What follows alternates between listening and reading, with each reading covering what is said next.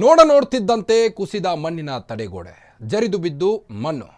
ಇಬ್ಬರು ಕಾರ್ಮಿಕರು ಸಾವನ್ನಪ್ಪಿದ್ದು ಬೆಂಗಳೂರಿನ ಅಂಡರ್ ಪಾಸ್ ಕಾಮಗಾರಿ ವೇಳೆ ದುರಂತ ಸಂಭವಿಸಿದೆ.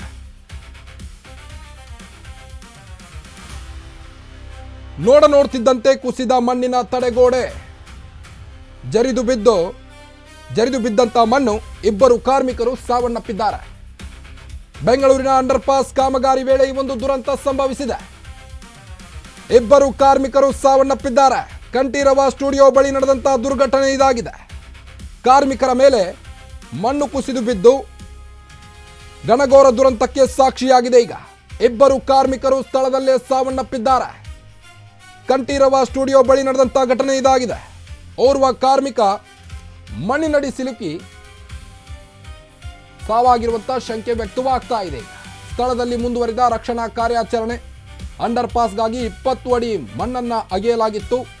ಕಾರ್ಮಿಕರು ಕೆಲಸ ಮಾಡ್ತಿದ್ದಾಗ ಮಣ್ಣು ಕುಸಿದಿದೆ. ಕಾರ್ಮಿಕರು ಕೆಲಸ ಮಾಡ್ತಿದ್ದಾಗ ಇಬ್ಬರು ಕಾರ್ಮಿಕರೀಗ ಸಾವನ್ನಪ್ಪಿದ್ದಾರೆ.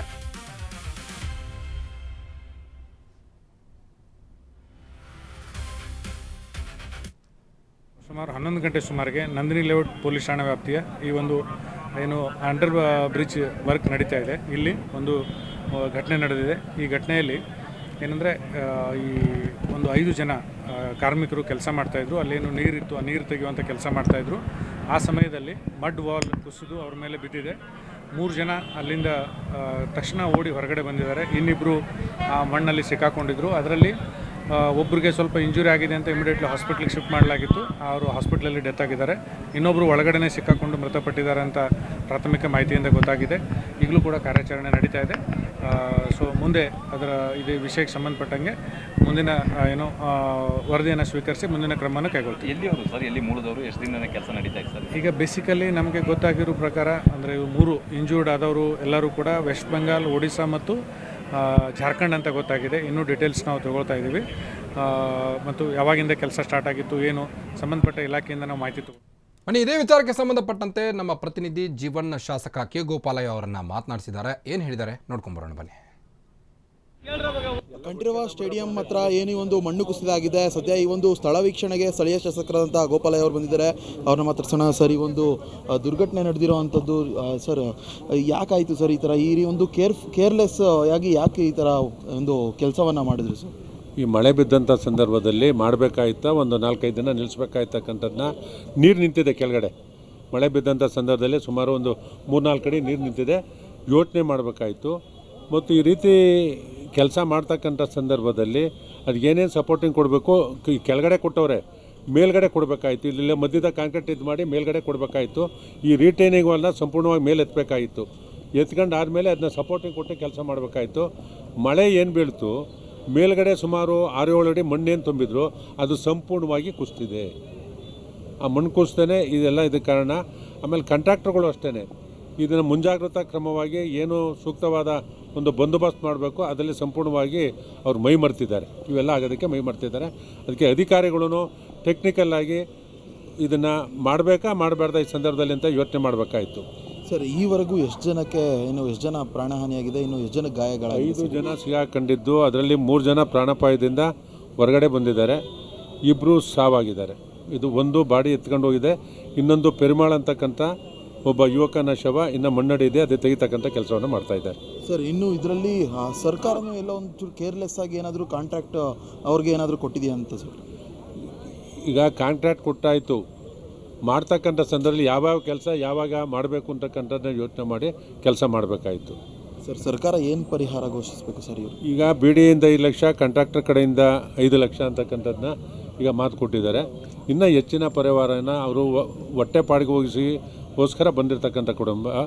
ಮತ್ತು ಏನು ಆ 3 ಜನಕ್ಕೆ ಏಟಾಗಿದೆ, ಕಾಲು ಮುರಿದಿದೆ, ಅವ್ರಿಗೆ ಸೂಕ್ತವಾದ ಚಿಕಿತ್ಸೆಗೆ ಮಣಿಪಾಲ್ ಹಾಸ್ಪಿಟ್ಲಿಗೆ ಸೇರಿಸಬೇಕು ಅಂತಕ್ಕಂಥದ್ದು ಹೇಳಿದ್ದೀನಿ.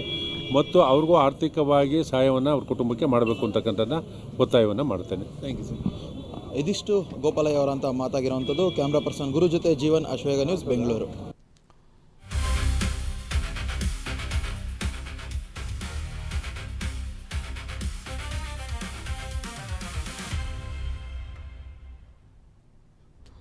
ಇನ್ನು ಮಣ್ಣು ಕುಸಿತದ ದೃಶ್ಯ ಸಿಸಿಟಿವಿಯಲ್ಲಿ ಸೆರೆಯಾಗಿದೆ. ನೋಡ್ತಿದ್ದಂತೆ ಕುಸಿದ ಮಣ್ಣಿನ ತಡೆಗೋಡೆ.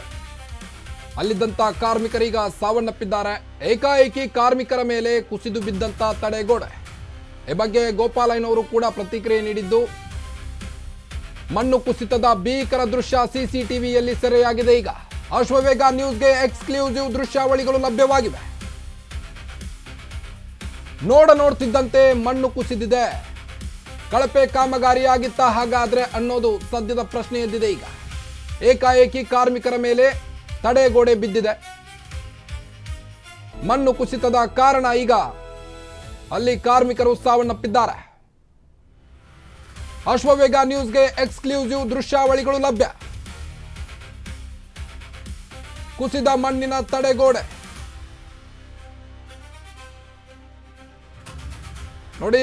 ಕಂಠೀರವ ಸ್ಟುಡಿಯೋ ಬಳಿ ಆದಂತಹ ದುರ್ಘಟನೆ ಇದು. ಆ ಮಣ್ಣು ಕುಸಿತಾ ಇರುವುದನ್ನು ನೀವು ಗಮನಿಸಬಹುದು.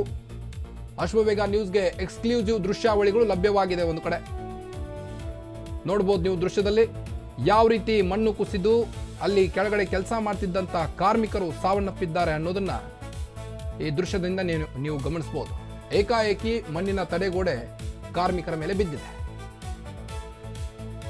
ಮಣ್ಣು ಕುಸಿತದ ಭೀಕರ ದೃಶ್ಯ ಇದು. ಕಂಠೀರವ ಸ್ಟುಡಿಯೋ ಬಳಿ ಆಗಿರುವಂತ ಘಟನೆ.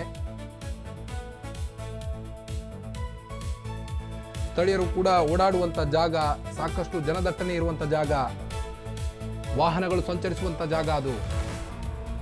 ಅಲ್ಲಿ ಈ ರೀತಿಯಾದಂಥ ತಡೆಗೋಡೆ ಬಿದ್ದಿದೆ ಅಂದ್ರೆ ಎಂತಹ ಭಾರಿ ಅನಾಹುತ ತಪ್ಪಿದೆ ಅಲ್ಲಿ. ಕಾರ್ಮಿಕರೀಗ ಇಬ್ಬರು ಸಾವನ್ನಪ್ಪಿರುವಂಥ ಶಂಕೆ ವ್ಯಕ್ತವಾಗಿದೆ.